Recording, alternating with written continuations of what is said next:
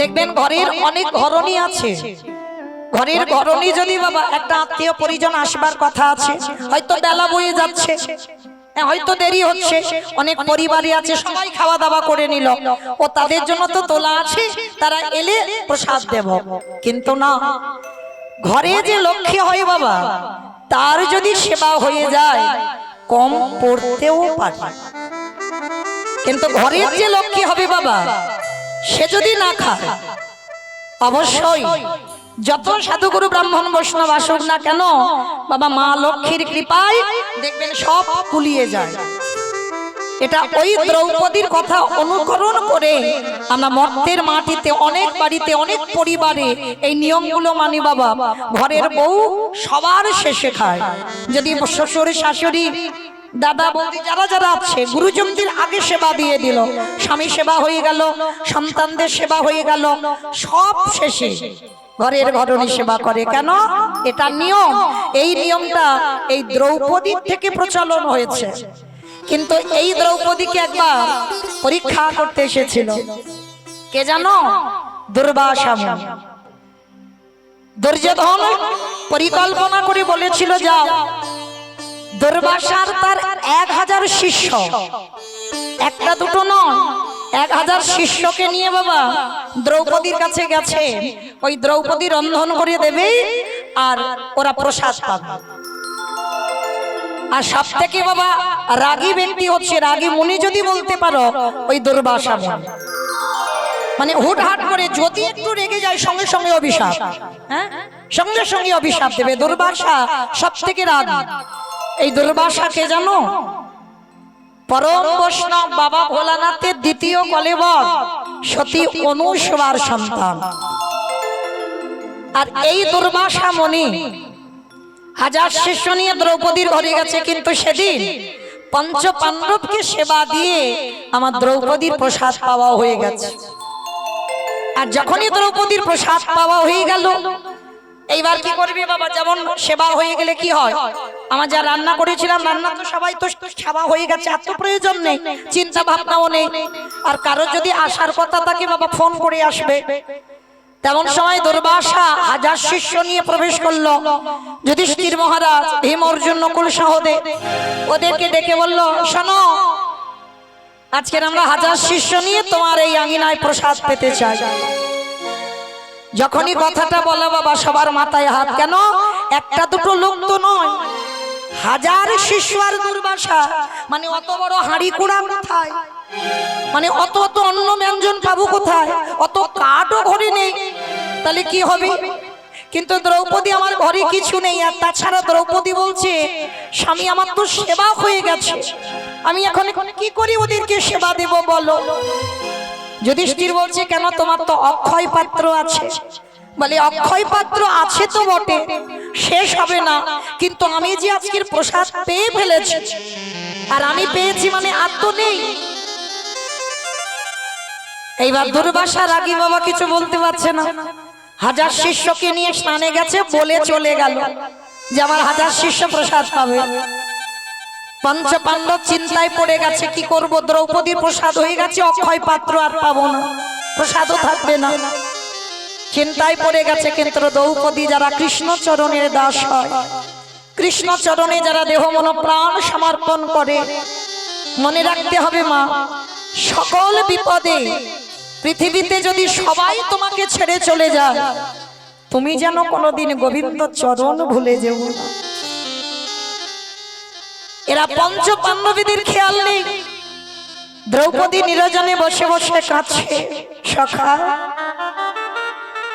আজ যে আমার ঘোর বিপদ, দুর্বাসা মুনি তার 1000 শিষ্য প্রসাদ পাবে, কিন্তু অক্ষয় পাত্রী আর কিছু নেই, কারণ আমি তো প্রসাদ পেয়ে নিয়েছি, আর তো কিছু সেবা দিতে পারবো না। তুমি একবার তাড়াতাড়ি আমার কাছে এসো। মনে রাখবেন বাবা, ভক্ত যদি কায় মনোবাক্যে ডাকার মতো ডাকে, আমার ভগবান পৃথিবীর যে প্রান্তে থাকুক না কেন, একবারে যদি ভক্ত কায় মনোবাক্যে ডাকে দেয়, আমার ভগবান পৃথিবীর যে প্রান্তে থাকুক না কেন, ও যে ভক্তির দাদি ভক্তের দ্বারে ছুটে আসি সে যে তাই গৌর প্রেমানন্দে হরি বল।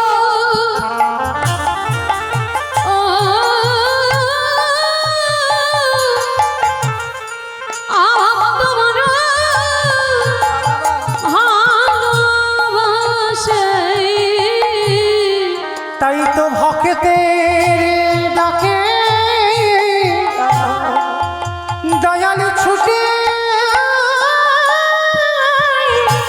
ছুটে আসে। যেই না দ্রৌপদী নিরজনে বসে ওই আকুল প্রাণে সখা বলে ডাকে দিল, আরে কি আমার সখা থাকিতে পারে। ভগবান তো চাতুরালি কম জানে না গো, ভগবান সব সময় ভক্তের সঙ্গে একটু চাতুরালি করতে ভালোবাসে। যেই না দ্রৌপদী সখা বলে ডাক দিয়েছে, ভগবান যেন শূন্যে ছুটে এসেছে দ্রৌপদীর কাছে। সখী ও সখী, আমি পরে তোমার কথা শুনবো, তুমি কেন কান্নাকাটি করছো, কিন্তু আমার উদরটা জ্বলছে, তাড়াতাড়ি আমার কিছু খেতে দাও।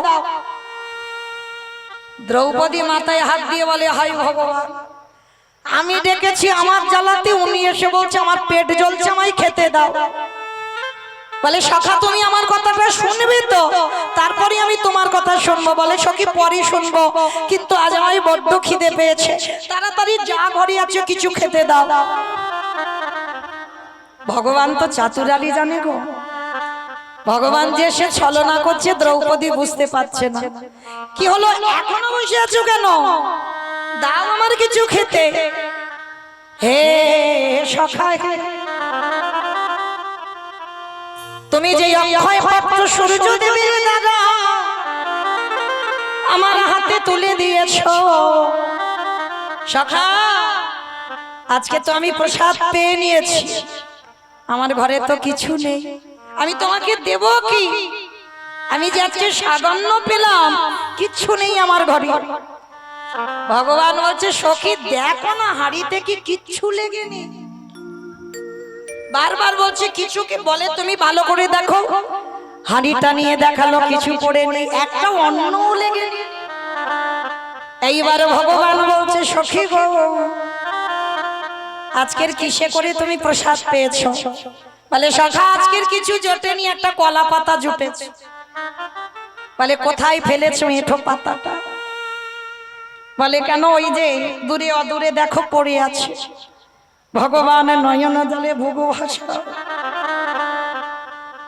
আরে কাঁদি আরে বলে সখী গো, ওই যে পাতাতে তুমি প্রসাদে পেয়েছো, একবার গিয়ে দেখো ওই পাতাতে কিছু লেগে আছে কিনা। সখা ওই পাতাতে কি লেগে আছে তাতে তোমার কি হবে, দেখো না কি হয়। এইবারে দ্রৌপদী যেখানে পাতাটা ফেলেছে, ভগবান ছুটে গিয়ে ওই দ্রৌপদীর একটু পাতাতে দেখে না একটা শাগে অন্ন লেগে আছে।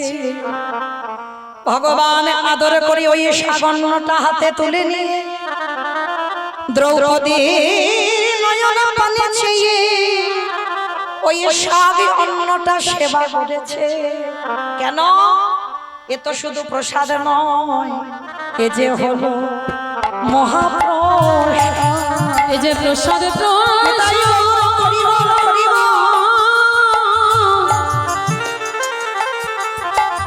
প্রসাদে প্রসাদ, আমার ভক্তের প্রসাদ, এই যে প্রসাদ নয়, এই যে মহাপ্রসাদ। মনে রেখো বাবা, ভগবানকে সেবা দিলে সেটা প্রসাদ হয়, আর ওটা যখন ভক্ত উচ্ছিষ্ট করে দেয় বাবা, সেটা হয়ে যায় মহাপ্রসাদ। ভগবান এ যুগে নয়, ওগো যুগে যুগে ভক্তের মহাপ্রসাদে পাবার জন্য লালায়িত। আর এদিকে দুর্বাসা আর তার হাজার শিষ্য বাবা স্নান করে সবে উঠেছে, আর ভীম অর্জুন নকুল সহদেব যুধিষ্ঠির মাথায় হাত। এক্ষুনি এক্ষুনি তো না জানি যদি প্রসাদ দিতে না পারি দুর্বাসা রেগে যাবে। আর এদিকে ভগবান সবে ওই সাগরটা বদনে দিয়ে একবার শুধু ঢেকে তুলেছে। ভগবান কত ছলনাময় দেখো। আর ওদিকে ওই হাজার শিষ্য আর দুর্বাসা সবে স্নান করে ওঠা, আর যেই না ঠেকুরটা তুলেছে ওদিকে হাজার শিষ্য আর দুর্বাসার পেট একেবারে ভরে গেছে। মানে এমন পেট ভরেছে বাবা আর মানে নড়াচড়া করতে পারছে না। দেখবেন বাবা যখন খাওয়া দাওয়া খুব জোর হয়ে যায়, মানে আর কিছু কাজ ভালো লাগে না, মানে আর যেন বসতেও পারবে না, চলতে পারবে না, শরীরে একটা অস্বস্তি। তা ওই একটা সাগন্য ভগবান সেবা করে ভক্তের মানে বাড়াবার লাগে, ওই ভক্তের সম্মান রক্ষার জন্য এবার ওই হাজার শিষ্যের উদর ভরে গেল। এইবার আমার ভগবান এসে ভীমকে ডাকছে, ভীম আর দেরি নয়, চলো এবার তুমি দুর্বাসা মুনি আর তার হাজার শিষ্যকে একটু ডেকে ঘরে আনো, আর গিয়ে বলো আমাদের প্রসাদ তৈরি, ওরা যেন প্রসাদ পেয়ে যায়। ভীম হেসে বলছে, মাধব এটা কি করে বলবো, আমাদের হাঁড়ি কোড়া জ্বালানি অন্য ব্যঞ্জন কিচ্ছু নেই, আর এত বড় ডাহা মিথ্যা কথা আমি বলতে পারবো না, আর যদি এসে দেখে কিচ্ছু নেই তখন কি হবে? ভগবান বলছে, আরে বাবা মিথ্যা কথাটা তো তুমি বলছো না, আমি অনুমতি দিচ্ছি, তুমি এই মিথ্যাটা গিয়ে বলো, দেখো কি হয়। এবার ভগবানের আদেশ। তা ভীম কি করেছে, ভয়ে ভয়ে যাচ্ছে, মানে একেবারে বাবা ডাহা মিথ্যা কথা তো, মানে একটু আদ্র মিথ্যা বলা যায়, কিন্তু একেবারে হাঁড়ি করা চাল ডাল কিচ্ছু নেই, রান্নাও হয়নি, আর দুর্বাসা মুনিকে গিয়ে বলবো প্রসাদী তৈরি হয়েছে, প্রসাদ পাবে, এই কথাটা বলবো কি করে? এইবার ভগবানের আদেশ। ভীম না যেই না গিয়ে দাঁড়িয়েছে বাবা নদীর পাড়ে, আর দুর্বাসা তার হাজার শিষ্য নদীর পাড়ে সব কটা শুয়ে আছে, মানে এত পেট ভরে গেছে বাবা আর ওখান থেকে নড়বার শক্তি নেই। ভীম গিয়ে বলছে করজোর করে, মানে ভয়ে ভয়ে তো মিথ্যা কথা বলতে হচ্ছে, হ্যাঁ। আর দেখবেন বাবা যারা মিথ্যা বলে না না, তারা মিথ্যা বললেই ধরা পড়ে যাবে। বারবার তো থমকে থমকে যাচ্ছে, করজোর করে দুর্বাসা মুনিকে বলছে, হে মুনি বল, কৃপা করে যদি এবার আপনাদের স্নান যদি হয়ে যায়, আমাদের দ্রৌপদী, মানে আর বলতে পারছে না, রান্না তো হয়নি, দ্রৌপদী ওই যে প্রসাদ পাবে বলেছিলেন, তো আপনারা কৃপা করে যদি এবার একটু ঘরে যান। ভগবান বলে দিয়েছে, বলে দিও যে রান্না বান্না কমপ্লিট হয়ে গেছে, চলে জানো আস, সেটাও বলতে পারছে না ভীম। বলছে বলেছিলেন প্রসাদ পাবেন, যদি এবার আসে। এইবার দুর্বাসা মুনি করজোর করে বসেছে, ওই ভীমের কাছে করজোর করে বললেন, ভীম গো কৃপা করে করুণা করে তুমি আমায় ক্ষমা করে দাও। বলে কেন ক্ষমা করব, কেন? বলে দেখো হঠাৎ কি হলো বুঝতে পারলাম না, আমাদের এত খিদেতে উদর জ্বলছিল, কিন্তু স্নান করার পর আমার এই হাজার শিষ্য আর আমরা যে নড়তে পারছি না, এত পেট ভরে গেছে। অবাক হয়ে গেল ভীম, এটা কি করলো মাধব, এরা আমার বাড়ি প্রসাদ পাবে আর আগে থেকে আমার রান্না বান্না কিচ্ছু হলো না, এদের উদর ভর্তি হয়ে গেল। বলে ক্ষমা করে দাও, আজকে দিনটা যা রান্না বান্না করেছে দ্রৌপদী, আমি জানি অনেকটাই নষ্ট হবে, কিন্তু ক্ষমা করে দাও, আমরা তো আজকের আর প্রসাদ পেতেই পারবো না, মানে এত পেট ভরে গেছে। ভীমে মনে মনে বলছে, দয়াময় আজ থেকে আমি জেনে গেলাম, এই জগৎ সংসার মাঝে যার কেহ থাকে না, তুমি থাকো তার চরণ তলে। হে দয়াময় আজ আমি জেনে গেলাম, তুমি ভক্ত বড়, ভক্ত বড় ভালোবাসো, শুধু এ যোগে নয়,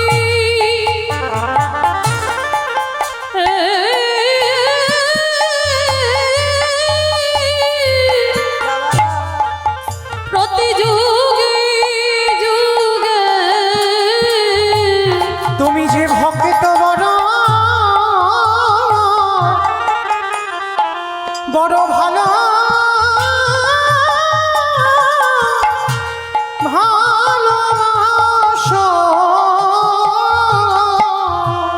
ভীমে ছুটতে ছুটতে এসে আমার মাধবের চরণ দুটো ধরে বলল, হে মাধব, আজ থেকে আমি জেনে গেলাম এই বিশ্ব ব্রহ্মাণ্ডে যা যা কিছু ঘটে সবই তো তোমার চিত্রপটে। দ্রৌপদীর দিকে আমার ভগবান তাকিয়ে ডাকছে আর বলছে, সখী কিছু বুঝতে পারলে? দ্রৌপদী চরণ তলে লুটিয়ে পড়ে বলল, সখাকে আমি এই জীবনে যতবার বিপদে পড়লাম আর যতবার তোমার চরণে আশ্রয় করলাম, শুধু বাবা দুঃশাসন যখন দ্রৌপদীর চুলের মুষ্টি ধরে এনেছিল তখন বাবা আমার মাধবকে একটু স্মরণ করতে দ্রৌপদীর দেরি হয়েছে। হ্যাঁ, আর দেরি যদি না হতো, যখন দুঃশাসন দ্রৌপদীর ঘরে প্রবেশ করলো তখনই যদি আমার দ্রৌপদী একবার কাঁদা প্রাণে যদি সখা বলে ডাক দিত, ভগবান পৃথিবীর যে প্রান্তে থাকুক না কেন ভক্তের দ্বারে ভগবান ছুটি আসতে বাধ্য হতো। সর্বদা বাবা শুধু অর্জুনের সামনে ভগবান ঢাল হয়ে দাঁড়ায় না। আজকে দ্রৌপদী যখন যখন বিপদে পড়ে বাবা একবার যদি সখা বলে ডাকে, ভগবান ওই অর্জুনের মতো এসে সামনে ঢাল হয়ে দাঁড়ায়। আজকের ভগবান প্রমাণ করে দিল, দ্রৌপদী আমি জানতাম তোমার অক্ষয় পাত্র থেকে তোমার সেবা হয়ে গেছে, কারণ আমি অন্তর্যামী ভগবান, ভক্তের অন্তরের সকল কথা আমি বুঝি। তাই তো আমি কায়দা করে তোমার ঘরে এসে ওই দুর্বাসা যাতে আর আসতে না পারে আজকে তার জন্য ব্যবস্থা করে দিলাম। তাহলে মায়েরা, দ্রৌপদী কালকেই তিথিতে পেয়েছিল সেই সূর্যদেবের কাছ থেকে অক্ষয় পাত্র। তার মানে কালকে তিথিটা এটাই বোঝাতে চাইলো যা যা কিছু করব কালকে সবটাই কিন্তু আমাদের অক্ষয় থাকবে। তাই সবার চরণ ধরে আমার বিনীত নিবেদন, কালকের এমন কোনো কর্ম করবেন না যেটা আমাদের এই 84 লক্ষ জনই মানব জনম, তো 4 লক্ষ বার মানব জনম, 80 লক্ষ জনম ফেলে এসেছি বাবা।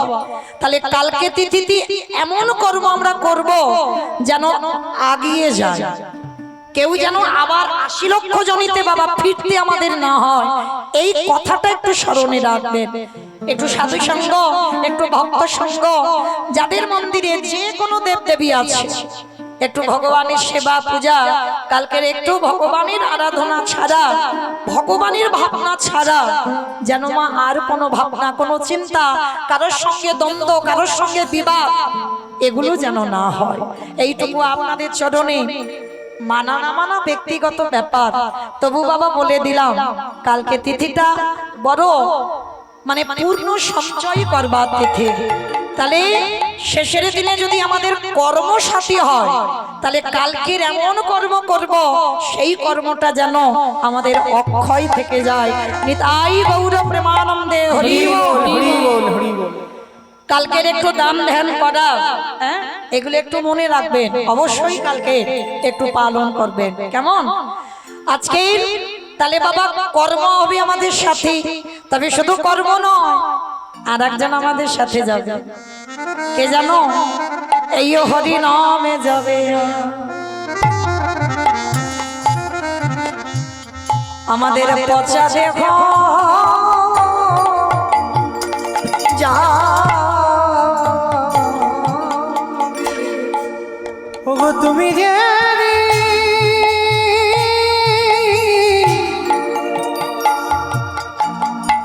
তুমি যদি ভব পারে যাবে,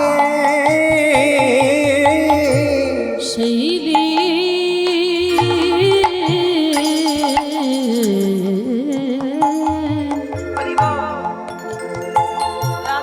সেই দিন নাম যাবে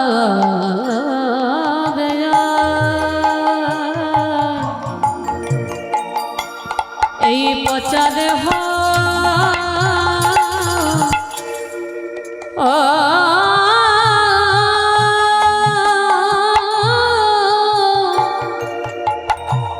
দেহ যাবে।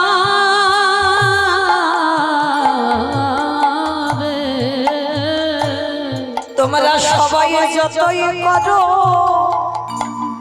সব আমার সেদিন আমার বলতে কেউ রবে না গো। আমাদের কারোর কৃষ্ণ ভজ কৃষ্ণ ভজন হলো না কৃষ্ণ বলব বলি এই ভবে আমরা সবাই এলাম খেলাম ভব ছেড়ে চলে গেলাম কেউ হরি বলে কাঁদলাম না গো। আমাদের মানব জন সব বিফল হলো আরে হরি ভজন হলো না গো। এ দয়াময় আমি সময়ে থাকতে জানাই রাখলাম একেবারে পরে করো হে দয়াল হরি। দয়াল আমার এত পাপি আরে তুমি তো পতিতে পাবন নাম ধরেছ। তোমার ঘাটে এসে দাঁড়াই রাখলাম বলে এইবার আমায় উদ্ধার করো। যেন চরণে ছাড়া করো না দয়া আমি আগে ভাগে জানায় রাখলাম। আমার জাতি কলম গুরু গৌরা আমি ওই চরণে সপে দিলাম। দয়াল আমার বলতে আমি কিছু রাখি না সব ওই চরণে সপে দিলাম। তুমি আমার কেশে ধরে টেনে নিও আজ মায়া আমার কেশে ধরে টেনে নিও আজ মায়া মাঝে পড়ে আছি। আমার কেশে ধরে টেনে নিও আজ মায়া মাঝে পড়ে আছি। নামে যাবে আর পচা দেহ যাবে। মামাইরা শুধু একটাই কথা মনে রাখবেন এ দেহটা দিয়ে শুধু ছেলে পুলে মানুষ করবার জন্য নয় এ দেহটা দিয়ে শুধু স্বামী সেবার জন্য নয় এ দেহটা কৃষ্ণ ভজিবার তরি সংসারে আয়ন মিছে মায়ায় বদ্ধ হয়ে বৃক্ষ সম হইন এ জনম আমাদের কৃষ্ণ ভজনের জন্য হেলায় হারিয়ে দিও না গো। মহাপ্রভু বলছে এত সুন্দর জনম পেয়েছি আমাকে দেখবার জন্য দুটো চোখ দিলাম আমার নাম শুনবার জন্য দুটো কর্ণ দিলাম আমার নাম বলবার জন্য বদন দিলাম আমার কাছে আসবার জন্য দুটো চরণও দিলাম আমার চরণে তুলসী দেবার জন্য দুটো হাতও দিলাম। তাহলে এত সুন্দর দেহটা আমার ভগবান যে গড়ে দিল ওমাইরা কজন ভক্ত আমরা সারা দিনের মধ্যে আমাদের এই 10 ইন্দ্রিয় গোবিন্দ সেবায় লাগাতে পারছি। ভগবান ওই জন্য বলছে ওরে কলির জি যারা বলতে চায় তারা বলতে পারে না পশু পাখিরা তারা বলতে চায় কিন্তু বলতে পারে না কারণ ভগবানের প্রিয় পশু হচ্ছে গাভী গোমাতা গোমাতা ভগবানকে দেখতে পাচ্ছে ভগবান মুরলী বাদন করছে শুনতে পাচ্ছে ভগবানের সঙ্গে গোষ্ঠে যেতে পারছে ভগবান যা দিচ্ছে খেতে পাচ্ছে কিন্তু কৃষ্ণ বলে বলে তারা ডাকেতে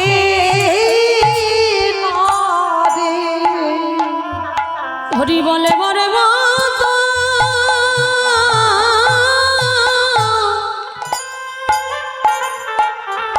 হরি বলে বরে মত বদন পেল না তাই তো কৃষ্ণ বলে কৃষ্ণ বলে কাঁদতে না রে। ভগবান বললেন কলির জ্ঞান অন্ধজি কলির গান তোদের এমন সুন্দর বদনে আমি দিলাম তোরা সবাই বদনে বলতে পারিস, কিন্তু সারা দিনের মধ্যে বলতে চাস না। তোরা কত আবল তাবল বাচালা বলিতে পারো, তাহার ভিতরে কি একবার কৃষ্ণ বলিতে না? তোদের হেলায় যেন হারাইলি। তোদের কৃষ্ণ ভজন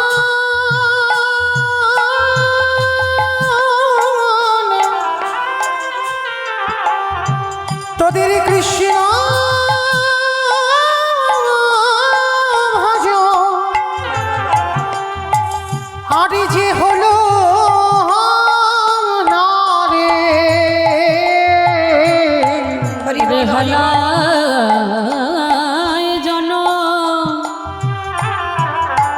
জনম হারাইলি। তাহলে মায়েরা চলেন, আমরা জন্ম যখন পেয়েছি মনুষ্য কুল, তাহলে আগিয়ে যাব বাবা, পিছনের দিকে আমরা দেখব না, সবাই আগিয়ে যাব। এই ভাবনা নিয়ে কালকে সংকল্প করবে, প্রভু আমরা যেন আগিয়ে যেতে পারি, আমরা যেন আর পিছনে না যাই। কেমন?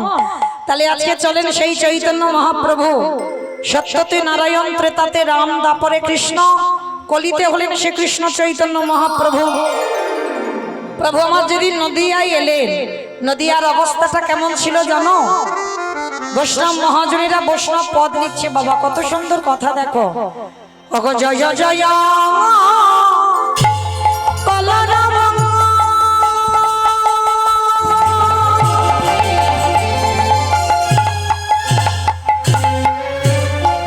ওই নদিয়া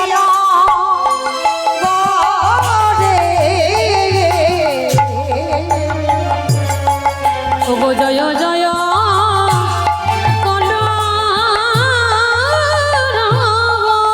আস্তে। ও মাইরা, কলরাম মানে কি গো? মারামারি মারামারি। কলরাম মানে মারামারি? কলরাম মানে কি? চিৎকার চেঁচামেচি গন্ডগোল হইচই। মহাজনীরা বলছেন বৈষ্ণব পদাবলিতে ওটাকে বলে কলরব। তো মহাপ্রভু যেদিন এলেন সেদিন নাকি নবদ্বীপে একটা গন্ডগোল হলো। অমাইরা কই, এখানে তো সেই গন্ডগোলটা হচ্ছে না।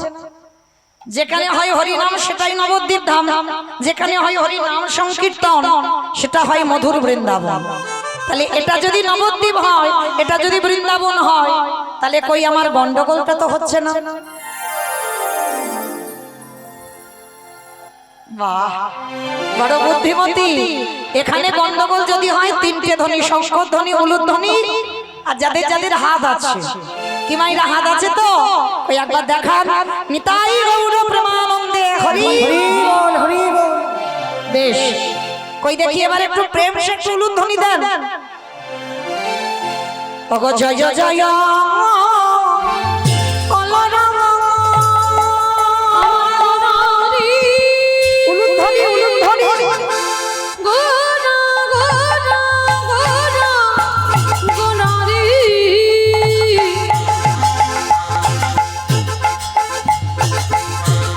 গোরা গোরা গোরা গোরারি গোরা গোরারি।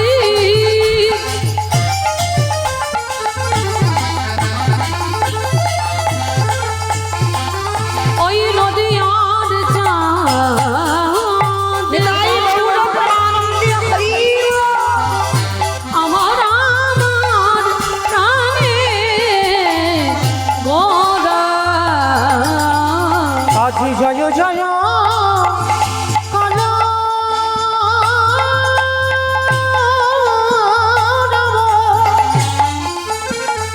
ওই নদিয়া নগরে ওগো জনমল ভিবি গোডা সচির উদরে। ওই না ভরে গোরা সচির উদরে। ওই না জনমল ভিবে গোনা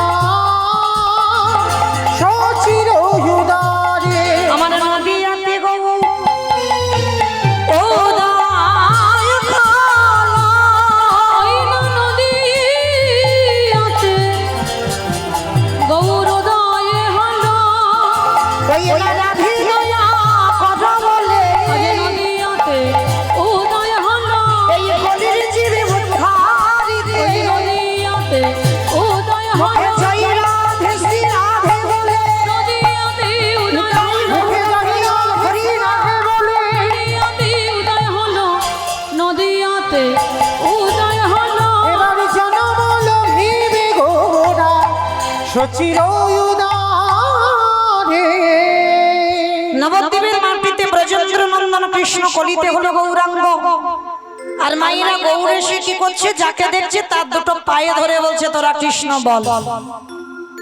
আচ্ছা আমার এই ব্যাপারটা একটা কেমন মতো লাগছে না?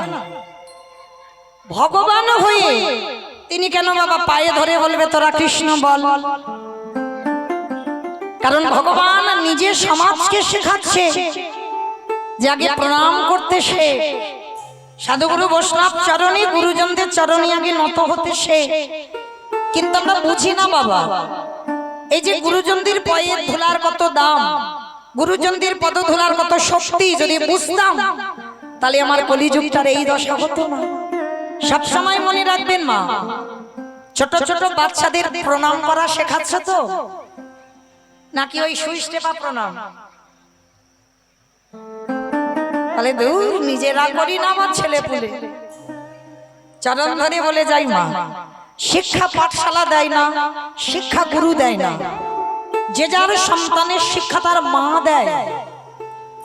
মা যেভাবে সন্তানকে চালনা করবে সন্তান সেইভাবে চালিত হবে। বাবা হলো বীজ, মা হলো ক্ষেত্র বা মাটি। বীজ রোপণ করা হলো, এ মাটিটা যদি নোনা লেগে যায় মা, এ মাটির ফসল জীবনে ভালো হবে। আমার কোন মাটির কথা বলছি গো? মামাটি। বাহ, মামাটির কথা। এই মামাটিটা যদি ঠিক হতো বাবা, দেখাতে পারবেন আজকালকার দিনে একটা ক্ষুদিরামের মতো ছেলের জন্ম হচ্ছে, একটা নেতাজির মতো ছেলের জন্ম হচ্ছে, একটা বিবেকানন্দের মতো ছেলের জন্ম হচ্ছে, একটা রবীন্দ্রনাথ তৈরি হচ্ছে, একটা বিদ্যাসাগর তৈরি হচ্ছে। কেন হচ্ছে না? মাটিগুলো ভালো নয়। এই মাটিতে আগাছা ফুগাছাই ছেয়ে গেছে বাবা, যার জন্য একটা মহান মহান সন্তানদের মা হতে পারছে না।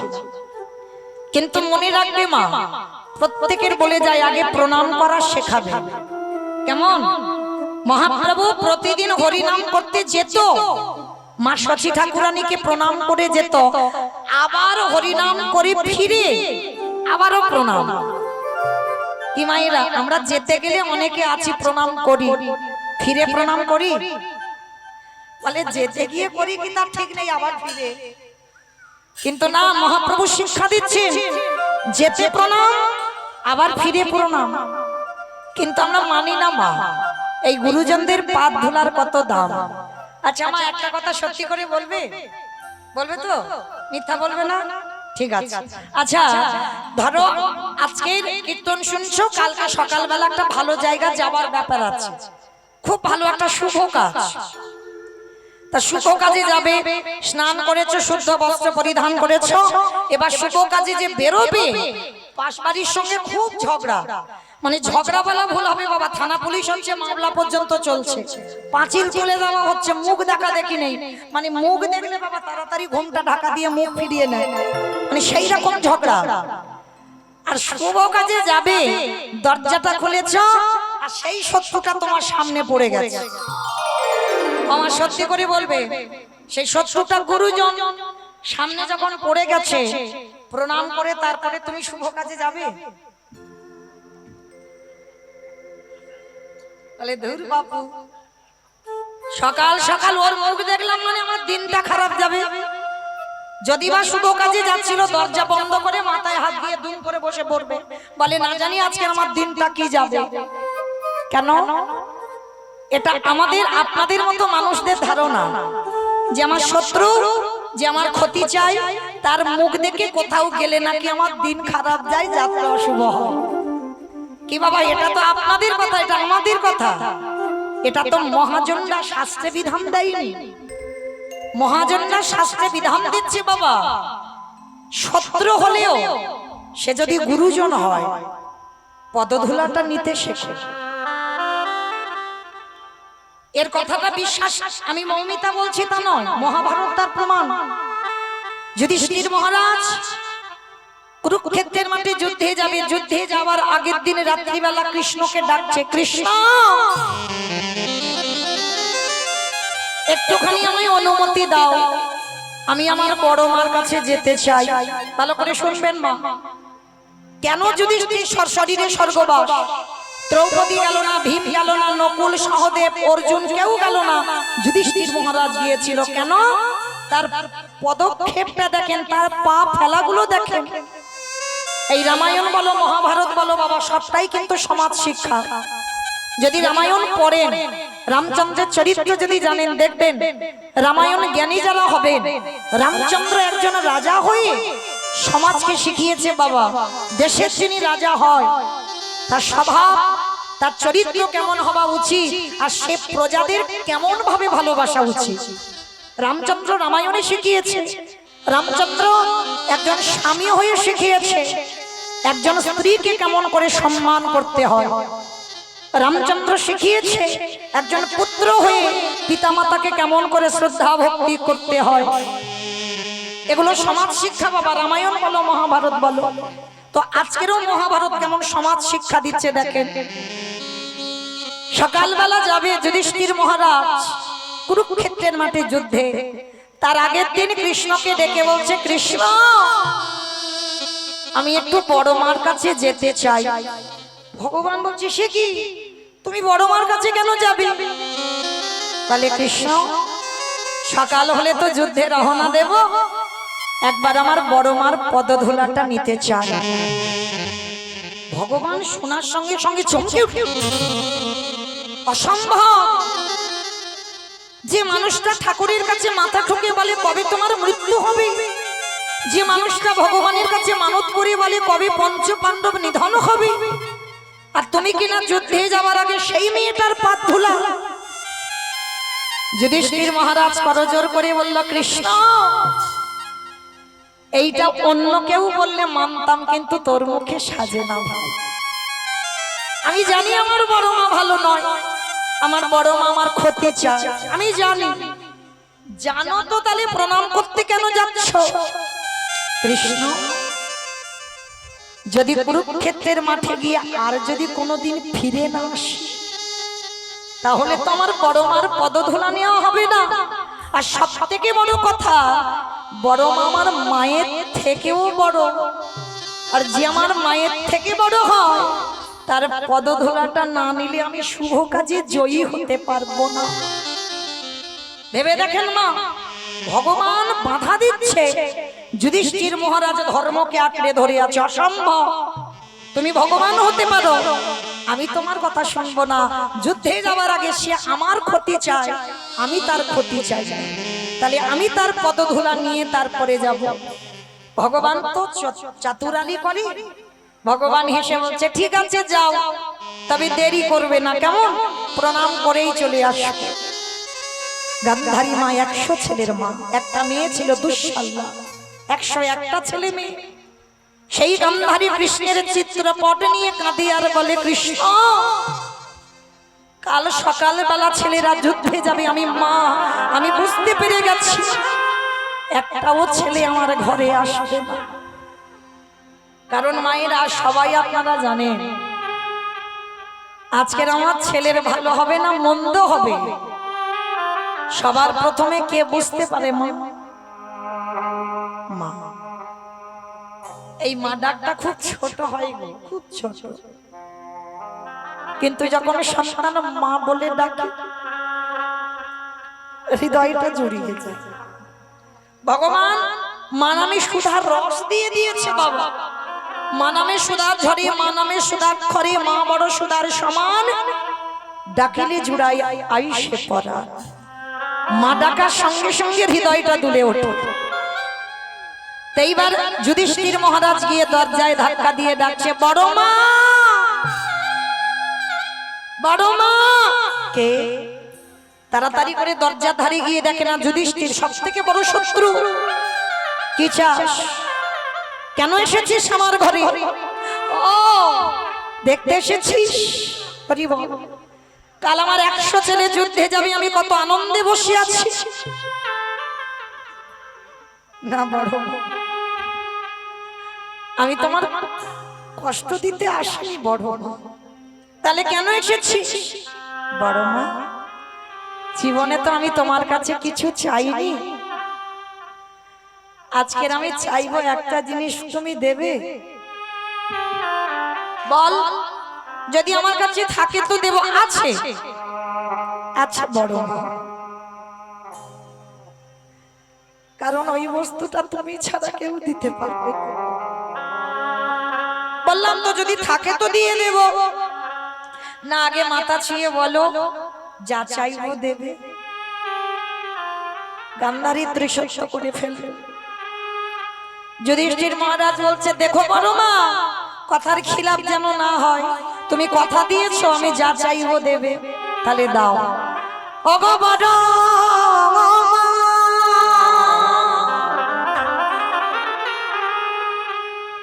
তোমার চরণে আমার একটাই নিবেদন, একেবারে আমার মাথায় হাত দিয়ে তুমি বর দিয়ে দাও। কাল যুদ্ধে গিয়ে যেন তোমার যুধিষ্ঠির মৃত্যু হয়ে যায়। খোকা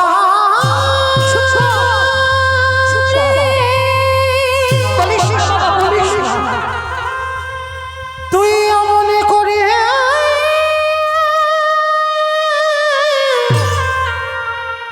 মনে করে বলি না, পারবো না, হয়তো মৃত্যু আসবে। আমি যে বড় মা হয়ে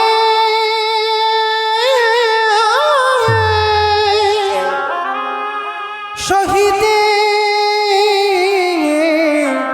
পারব না রে।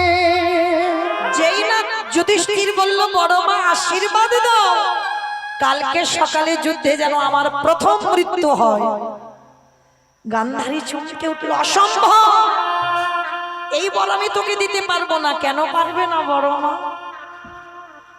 তুমি তো ঠাকুরের কাছে কেঁদে কেঁদে বলো কবে পঞ্চ পাণ্ডব ওরা মরবে, তাহলে আজকের আমি নিজে চাইছি ভিক্ষা, কেন আমার মৃত্যু বর দেবে না?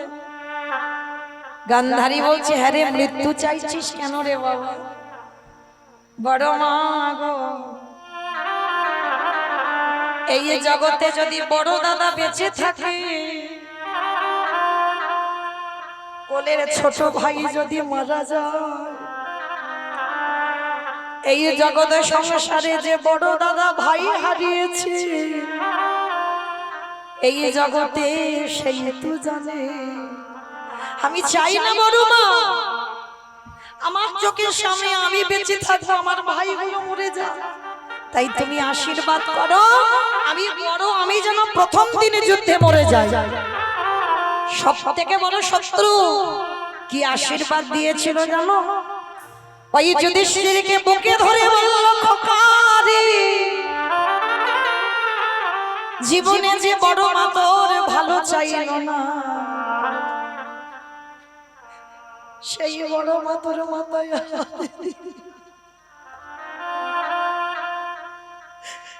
প্রথমবারে করিলাম আশীর্বাদ,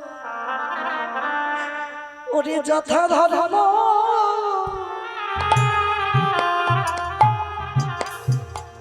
ওরে তথা জয় হো।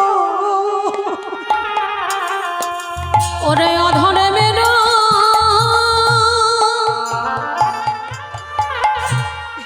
হোক খায় রে, ওরে যথা ধর্ম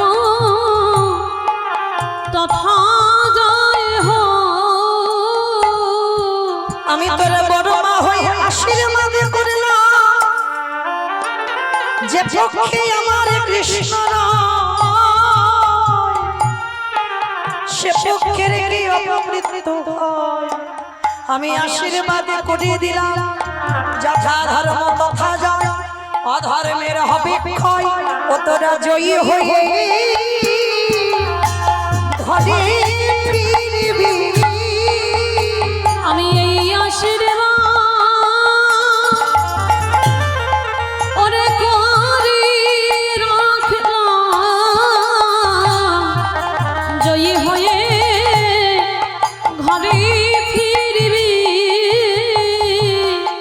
তাহলে বাবা এইটুকু শুনে কি মনে হলো? দুর্যোধন বলছে মা তোমার শত্রুকে আশীর্বাদ দিলে ও জয়ী হবে, গান্ধারী বলেছিল, খোকারে পারবি না ওদের সঙ্গে যুদ্ধ করে জয়ী হতে, কারণ আমি মা তোকে নিষেধ করি, তুই বন্ধ করে দে রক্তের খেলা। কিন্তু বাবা যারা অহংকারী ব্যক্তি হয় তারা জীবনে বাবা কারোর কাছে নত হতে জানে না। আর যাদের মধ্যে আমিত্ব থাকে বাবা, তারা যেটা করবে ঠিক আর যেটা বলবে সেটাই ঠিক। কিন্তু তারা তো জানে না তাদের যেদিনে 16 কলায় পূর্ণ হবে তাদের বিনাশে তো হবে খাবে। ওই অহংকারী পতন হবে,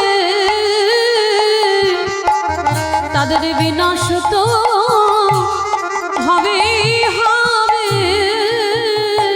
আজ পর্যন্ত বাবা কোনো অহংকার ব্যক্তি সারা জীবন মাথা তুলে দাঁড়িয়ে থাকতে পারে না বাবা, ভগবান তাদেরকে ধুলোর সঙ্গে মিশিয়ে দেয়। তাহলে মনে রাখতে হবে, এইটুকু যারা যারা শুনলাম, যাদের সঙ্গে ভগবান বর্তমান তথাপিও গান্ধারীর পদধূলাটা নিল কেন? আপনাদের আমাদের চৈতন্য দান করলো। ওরে কলির জীব, তোরাও শিখে নে, তোদেরও যদি কেউ শত্রু থাকে, যদি গুরুজন হয়, শত্রুকে শত্রু মনে না করে তার পদধূলাটা নিয়ে শুভ কাজে যেতে সে। আর যদি তোর চরিত্র এমন হয় তাহলে এই জন্মে এখানেই থেকে বাবা সশরীরে স্বর্গবাস হবে। তাই গৌর হরি বল হরি বল হরিব। কি গো মাইরা, তাহলে যাদের যাদের পাশ বাড়ির সঙ্গে শত্রুতা আছে তাহলে এবার কি করবে? বলে দেখা যাক কি করি, এখন ঠিক ঠিক বলতে পারছি না, তাই না? কিন্তু আজকে চৈতন্য মহাপ্রভু সমাজকে শিক্ষা দিয়ে দিলেন, আগে গুরুজনদের পদধূলা নিতে শেখো। কেহ বলে পুরবেতি রাবণ বধিলা, কেহ বলে পুরবেতি রাবণ বধিলা। আমার উলু কই? কেহ বলে পুরবেতি রাবণ বধিলা, কেহ বলে পুরবেতে আমার গোনারি। গোনারি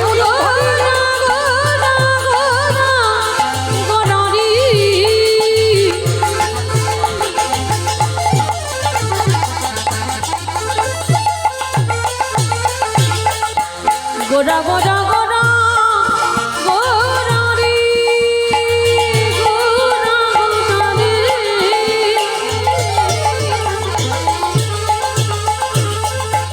ওই নদীয়ার চাঁদ গোরা আমার আমার আরে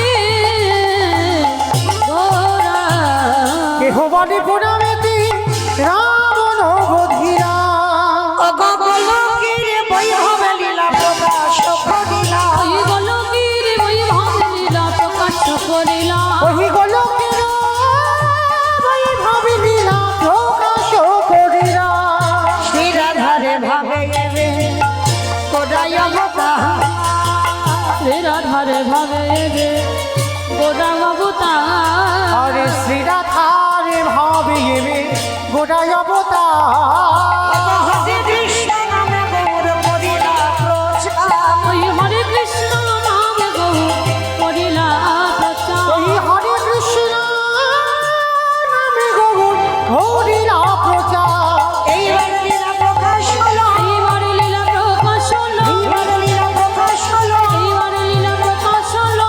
গোলকের বৈভব লীলা প্রকাশ করিলা। ওই গোলকের বৈভব লীলা প্রকাশ করিলা।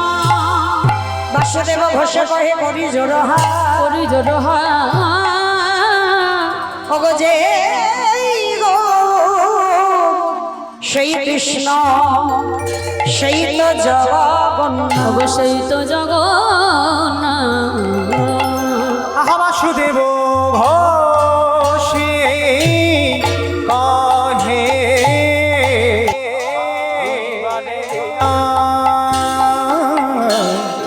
প্রকাশে হলো বাসুদেব ঘষে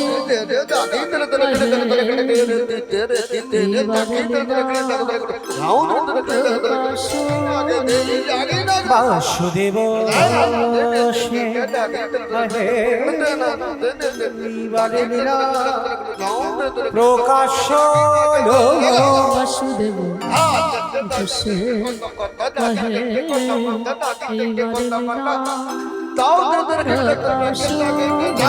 বাসুদেব ঘোষে কহে এইবার লীলা প্রকাশ হলো। বাসুদেব ঘোষে কহে এইবার লীলা প্রকাশ হলো। বাসুদেব ঘোষে কহে এইবার লীলা প্রকাশ হলো।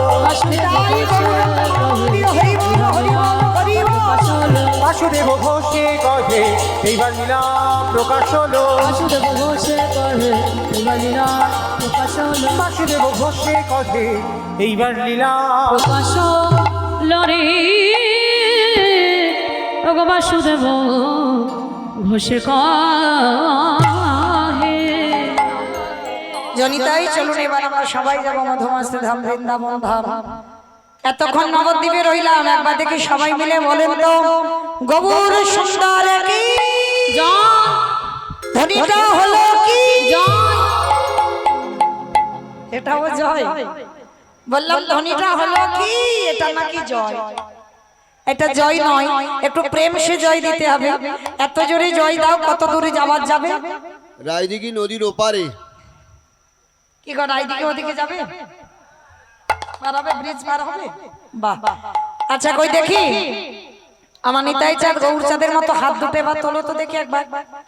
সবার চরণ ধরে নিবেদন, সবাই আমার দাদা ভাইরা যারা চেয়ারে বসে আছেন চরণ ধরে নিবেদন, সবাই তোলেন সবাই। এইদিকে আমার ভাইরা সবাই দেখি একসঙ্গে, সবাই প্রত্যেকে বলবেন কেমন? ওই জায়গাটা একটু ধসে মতো গেল, চলো বাহ, সবাই বলো গৌর সুন্দর কি জয় নবদ্বীপ ধাম কি জয় শশীর কি জয় ভক্তবৃন্দ কি জয় দিবাসর ধাম কি জয় সাধু গুরু বৈষ্ণব কি জয় আপন আপন গুরু চরণ কি জয় নিতাই গৌর প্রেমানন্দ। হরে চলুন আজকে আমরা সবাই যখন যাব বিষয় আমাইরা যেতে গিয়ে একটা ভজন গাইতে গাইতে যাওয়া হোক। বাহ, তো চলেন আমি আর আমার সম্প্রদায় না সবাই যাব। তো যারা যারা যাব একটু উলুধ্বনি দাও। বৃন্দাবন ধামে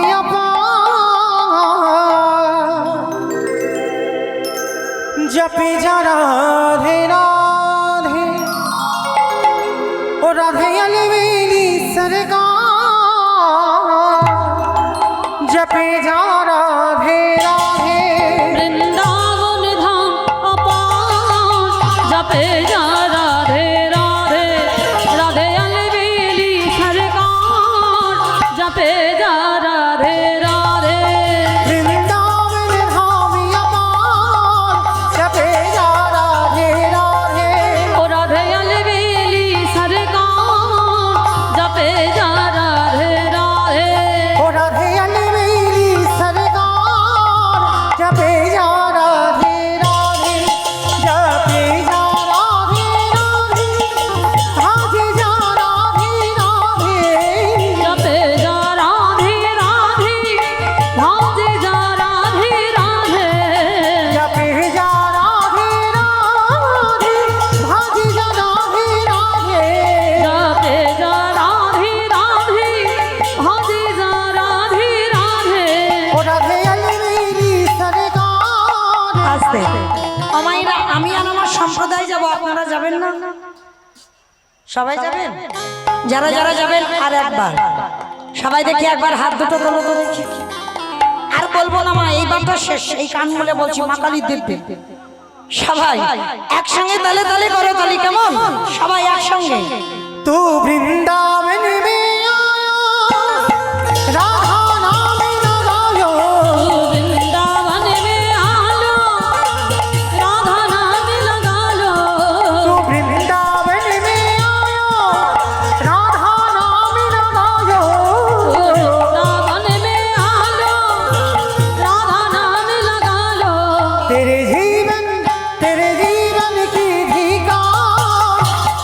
জানাবে